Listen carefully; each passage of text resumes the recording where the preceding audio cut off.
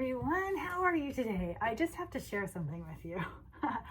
I know I'm kind of late to the party, but a friend of mine gave this to me about 2 weeks ago, and I've never seen amaryllis like before, and this plant is amazing. It like started out, I don't know, was it 2 weeks ago? I think she gave it to me, and it was probably like this tall, and these things grow crazy, and this one's covered in wax. I know I'm crazy. I know it's the simple things in life that delight me, but it's covered in wax and it has everything it needs to grow, which I don't know, it blows my mind.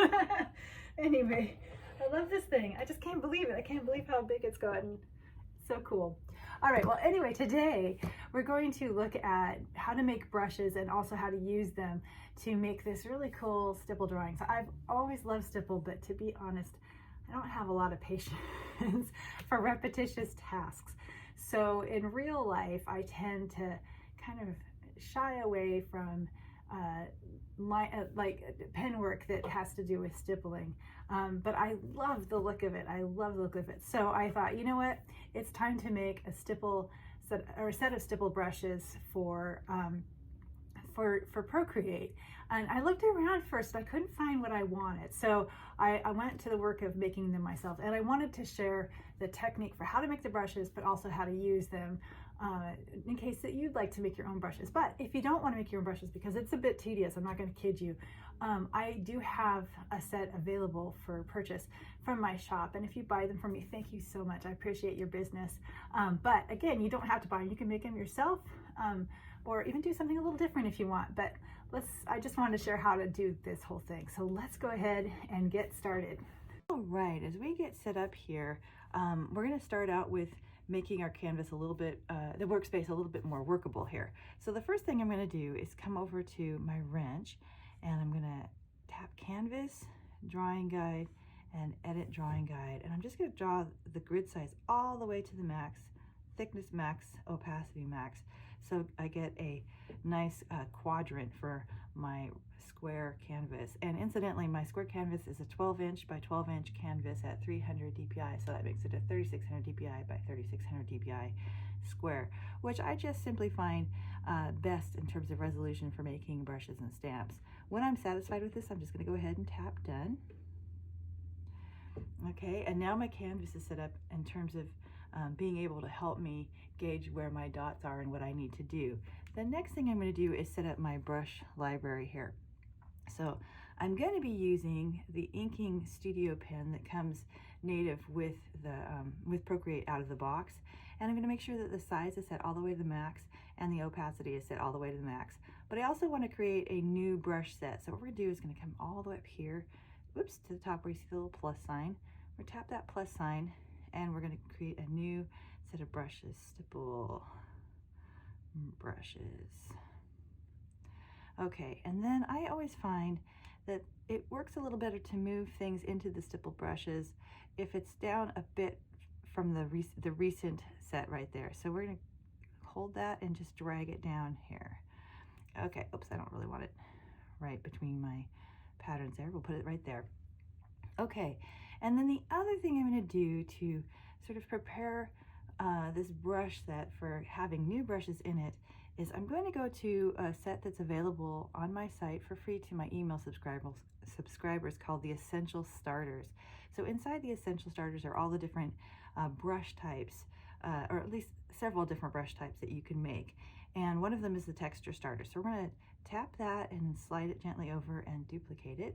And then we're going to take this and we're going to bring it all the way up to the stipple brushes. And so what we're going to be doing, I'm just going to tell you before I do it, is when I bring it up here, I'm actually going to look for sort of a shadow over the set that's just above the set that I want to drop the brush into, and then I can let go of the brush and it'll go into the one I want.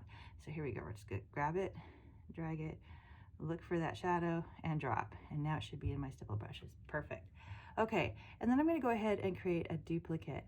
And this is just getting us ready for, there's two different brush types that we use in this set. And this gets me ready for handling them both.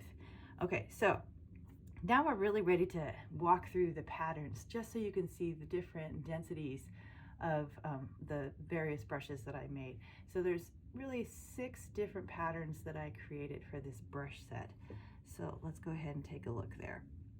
So inside here, they're already made, and the first one is simply 4 dots, 1 dot in each of those quadrants.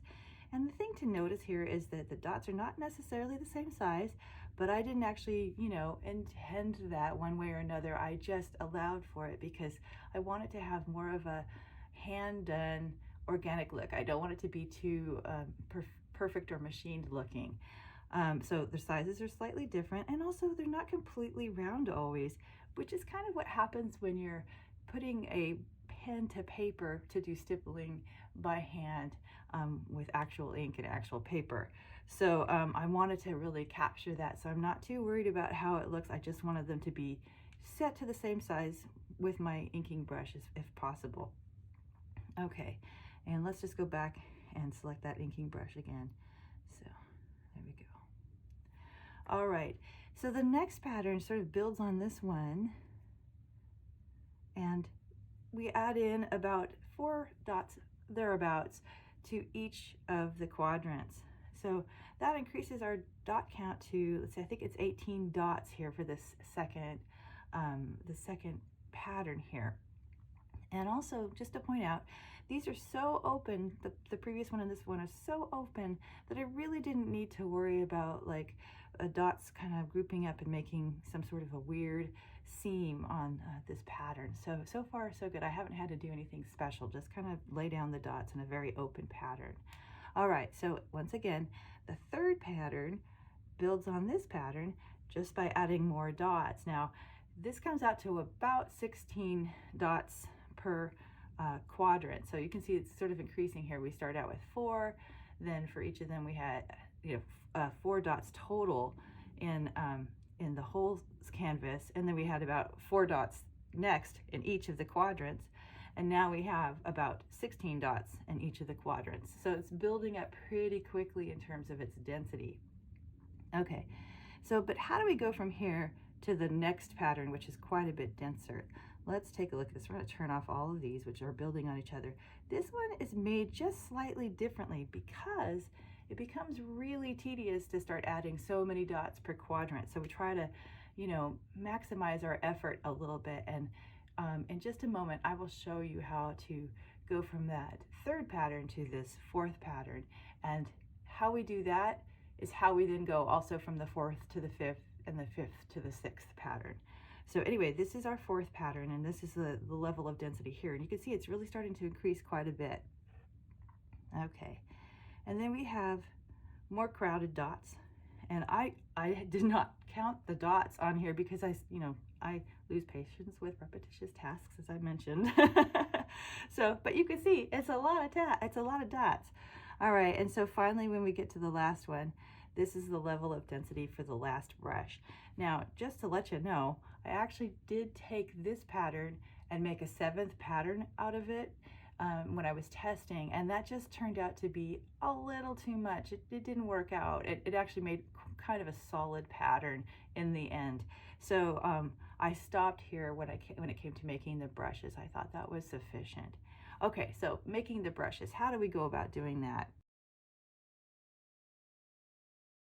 So we've got this nice little pattern with 4 dots. What we're going to do is come over to the wrench, and we're going to tap add and then copy canvas. And we're going to go back to that set that we created. Let's see, where was that? Right here, the stipple brushes. And we've got that texture starter, the first one. So what we're going to do is we're going to tap it to open it, and then we're going to either go to shape or grain. In this case, it's a texture, so it'll be grain, to replace the image with the one we just copied. And this, in case you can't remember, the brush itself will tell you which image of the shape or grain to replace. So this one says replace this image, so we know we're good.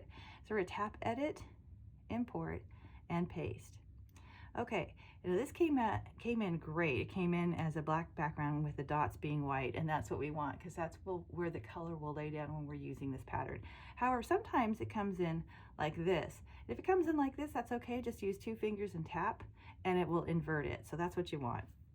Okay, and when you have that, you can just go ahead and tap done. All right, and you can see it's a nice open pattern here. So we'll tap done again. Now with the second one, and for all brushes after that, we do something slightly differently. So what we're going to do is we're going to come over to, let's see, well actually I'm going to go open up our second pattern there, and then we can come over to our wrench and once again copy the canvas, and then we're going to tap that second brush twice to open it, and then go to the grain, edit, and import, and paste, and done. And then inside here, this is where we make our one change. We're going to just kind of scroll up, and right here where there's this offset jitter, we want to turn that on. And what that allows us to do is to, if we draw with our brush just down and not picking it up, it'll make a nice open pattern. If we draw and then bring our brush down again, it actually lays the dots over, because the offset jitter means that when I put my brush down again, the place is a little different where it all starts, rather than just keeping to one solid pattern that's just very open.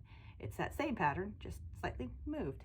So it's kind of a great, little toggle here when it comes to stipples, especially because we do want to be able to create more dots and lay things over the top of things. So that's what we do. And so when we have that all done, we're going to go ahead and tap done. And now this brush can just be copied. We don't have to worry about toggling it because this particular brush already has a toggle set. So for our future patterns, we just slide this over, copy it, and then take the image and put it into the new brush. And that's all we have to do. So to make the pattern, I take that third pattern and I actually, with uniform selected, squish that down so that it fits into one quadrant of my canvas. Then I go back to my brush to make sure that the dot size is all going to be the same, and I go over the dots now of that squished little canvas that's up in that fourth quadrant. And once I'm satisfied with all the dots being covered, then I make a duplicate. Actually, I make 3 duplicates, and I fill the other open quadrants with the same pattern, but I adjust it. I flip it either horizontally or vertically or something like that, and I just kind of look to see that the pattern doesn't look too regular from quadrant to quadrant. I really want this to look organic, and so I'll do some repositioning, flipping it horizontally, like I said, or vertically. And even in this case, this last one, I actually shrink this down just slightly. The dot size stays within, basically it's a good tolerance there, so the dots are still about the same, but it just fit better when I did that. And then I go about the work of testing my brush and seeing if there are seams. And you can see that there are some vertical and horizontal lines here where the dots are pretty grouped up, pretty dense. So I go to work first repositioning, and then I start erasing where they're really, clustered, so that it doesn't look so linear. And then I do this along the horizontal and the vertical line. And then I, copy this again, and I go check the brush this time to see how the seams look. And hey, they look a lot better. So I'm going to be satisfied with that and keep that pattern. Okay, so once we have our brushes, how do they work? I have open here now a screen size document. You can use any size document you want. And the first thing I'm going to do is just turn off the background color just temporarily here. And I'm going to go ahead and select white by double tapping. And then I'm going to go down and grab a, let's see, calligraphy. Yep, the monoliner. That'll work great. And I'm just going to draw a nice big circle and then hold, tap once to invoke the quick shapes and get the perfect circle. And then I'm just going to go ahead and fill that. And then I'm going to grab that. And let's see. I have snapping turned on with a distance of 3, which is the default. And oh, there we go. So I can get those golden lines and then probably down a little bit. There we go. Perfect. Now it's all centered, and that's where I want it. Okay, and then I'm going to come over and create a new layer on top. And go ahead and turn my background layer on and go back to that circle layer, and I'm going to tap it and hit select. And then I'm going to go back to that other layer, and anything that I draw on this layer now will just happen inside of that circle. And so I'm going to go over here and I'm going to double tap for black down here, black. And then I'm going to select my first brush. So we're going to go over to the ones that I created and that you can get in my shop. And we're going to start with what was essentially the second to last pattern that we created, what I call crowded. And then I'm just going to go ahead and maximum size and maximum opacity, and I'm just going to go ahead and lay down the color here without picking up my brush. Okay, and basically I'm saying that the lighting source is coming this way. Now if I pick up my brush and go down again, you can see that it's actually adjusted. It's because of that offset jitter. It's adjusted so it's laying down more dots next to the pattern, and you can keep doing that. And so that's what we're going to do just a little bit. Okay, just to darken this up and make shadows. Okay, and then we want this to kind of blend, so we're just going to kind of come in here and just do some blending because we don't want to have lines for our gradients here. And you can kind of move things around so it kind of softens that up, and it's going to come out something like that. Okay, and then to get really dark in here, we're going to use the next brush, the one I call number 2 shaded. Okay, and I'm just going to come right in here and just give myself some really dark look here, which, oh yeah, I love that. Okay, awesome. Okay, so now moving on to the next brush, which is the thicker touch-up one, and this is also an offset. And we're just going to kind of come in here and lay it down on top of the others, just again to try to soften up the look here. And we can always come in with an eraser too with these brushes if we've decided, oh, we've gone too far. So, okay, we're just going to keep coming in sort of like this, making things soften up just a little bit. All right, and now we've got some nice little dots out here in the end, and everything's sort of blending together. So let's see, what's our next brush? It's this one that has a little bit fewer dots. And again, to blend them, we'll just go over it again and again like that. That looks pretty good. And then we'll go with our sparse dots. This is our second pattern that we made. And we can pick up and do the same thing, just like that. And then our very first pattern we made, which is not an offset brush, and I'm just going to brush in there, and that's it. Okay, and then we're going to turn off our selection tool, and I think for a finishing touch we're going to need to go with a nice dotted brush, and I created a rambling dotted line. Okay, whoops. And with that brush selected, I'm just going to go ahead and draw a little circle all the way around the outside here, and hold to invoke smart shape, or quick shapes, I'm sorry, and then tap it with my finger so it's a circle, and then I'm going to go ahead and edit the shape because I kind of messed up where I put it there. And I kind of want it to come out here so it's on the edge, just a little bit.